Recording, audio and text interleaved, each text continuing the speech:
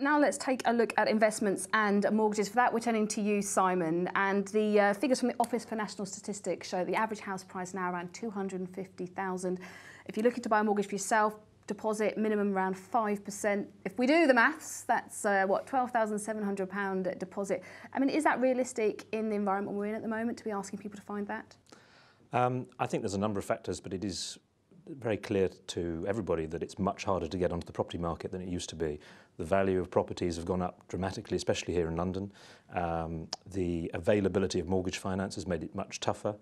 And now if you go to the mortgage market looking for a decent mortgage, if you've only got a 5% deposit, it's going to cost you a lot more in the rate that you get than if you had a 25% mortgage. So all of those factors are stacked against you if you're a first-time buyer. Is there such a thing as a 0% mortgage? No. If there is, I'd like one. Wouldn't we all? So at the moment, what is the mortgage, I suppose, that's the most attractive people should be looking for? It's a difficult question to answer because everybody's situation is different. But one of the things that I think people should be thinking about right now, if they are looking to take their mortgage, especially if it's the first mortgage they've ever taken, is they should be concerned about interest rates going up. Here we are, 2014. I think interest rates are probably going to go up next year. And with that in mind, it should be a consideration for anybody taking out a mortgage now to look at fixing and see if that's right for their situation, perhaps even for the longer term. Would you feel happy recommending a variable rate mortgage to anyone at the moment?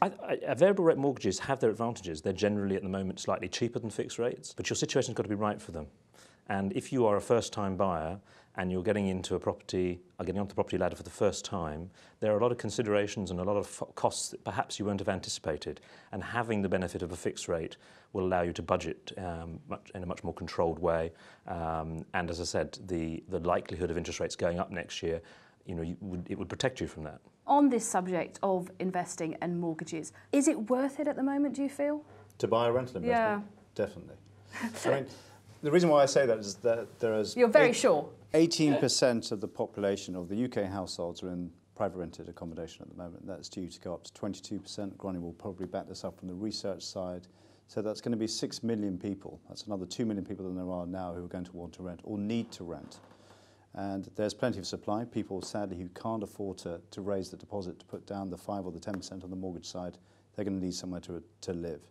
So rental accommodation is on the rise. I don't think in the last 18 months I've ever heard rentals being spoken about as much as it is now. Most of the UK developers are getting into it. They're holding back certain elements of their portfolio to supply the demand that's out there. And I think that if you're careful and you're diligent, buying a rental investment is a sensible punt.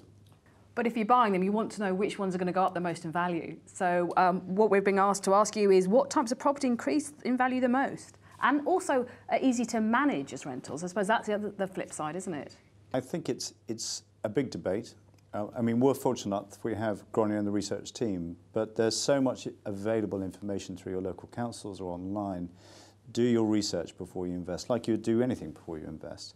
Find out what are the new transport links that have been put in locally, find out what's happening with the local community, find out about any regeneration projects, because all of these things will naturally add value, which I'm sure you'll support. Absolutely. When you're looking at investment property and you're looking for capital value, but also for demand for your property, where people want to rent, one of the key things they want is to be near a transport link. So for instance, in London you have Crossrail, which we think will be a complete game changer. If you have a property close to Crossrail stations, there will be a demand to live there from renters, and you could see your capital value rise as well. If you're out in the country and you bypass, might have the same effect. So you're looking for those infrastructure changes which could have an impact on the value of your property. So it's about location, about doing your research, and when it comes to mortgages, it's about doing what's right for you.